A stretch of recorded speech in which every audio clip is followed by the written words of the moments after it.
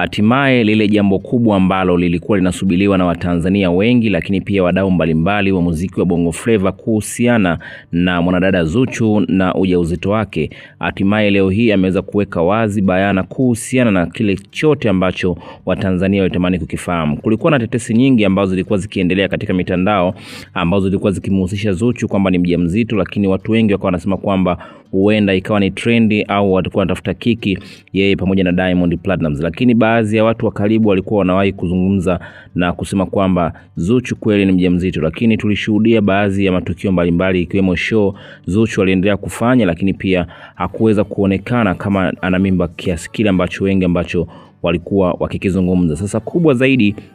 ni kuhusiana na kile ambacho kimeweza kutokea siku ya leo mara baada ya tetesi nyingi zilizokuwa zikizungumzwa kwamba Diamond Platnumz pamoja na Zuchu wameweza kuachana. Sasa hatimaye leo hii kwa mara ya kwanza Zuchu ameweza kuachia picha ambazo zinaonyesha photoshooting ambayo alikwenda kupiga, ambapo inaelezwa kwamba siku za hivi karibuni huenda akatarajia mtoto, ambapo kwa picha hizo zimeweza kuonyesha kwamba tayari huenda muda umekaribia. Sasa ukiachana hilo, tumeweza kushuhudia pia watu kadhaa wameweza kumpost na kuweza kumpongeza Zuchu kwa kile ambacho kimetokea, lakini pia watu mbalimbali ambao walikuwa wanatamani kuona Zuchu akiendelea kwa katika mahusiano na Diamond Platnumz. Sasa kwa mara ya kwanza Diamond Platnumz pia ameweza kufunguka na kuweza kuandika ujumbe na kusema kwamba new beat in town, new heartbeat in town, yakiwa na maana ya kwamba gumzo jipya mjini linakuja, ambapo anamaanisha mwanae anayekuja kuzaliwa na Zuchu huenda akawa ni trending story kubwa na itakayokuwa inazungumzwa zaidi, kutokana na kwamba tunafahamu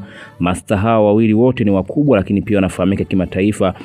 Huenda mtoto akaweza kuwa maarufu zaidi, lakini pia wakaweza kupata endorsement na deals nyingi kupitia mtoto, kwa sababu tunafahamu Diamond Platnumz amekuwa na makampuni mengi ambayo amekuwa akimsupport, ambapo uwekezaji unaweza kufanyika mkubwa zaidi pindi tu mtoto atakapozaliwa. Wewe kama shabiki unalipi la kuzungumza? Tuachie maoni yako hapo chini ya comment section, lakini pia nikukumbushe, kama ni mara yako ya kwanza, bonyeza maandishi mekundu yaliyoandikwa subscribe hapo chini ya video hii, na kisha itatokea alama ya kengele, nayo utaibonyeza mara moja na utakuwa umejihakikishia kuwa mwanafamilia wetu na autopilot na taarifa mbalimbali za kiburudani ambazo zimekuwa zikitrendi na kumeki headline ndani na nje ya nchi ya Tanzania.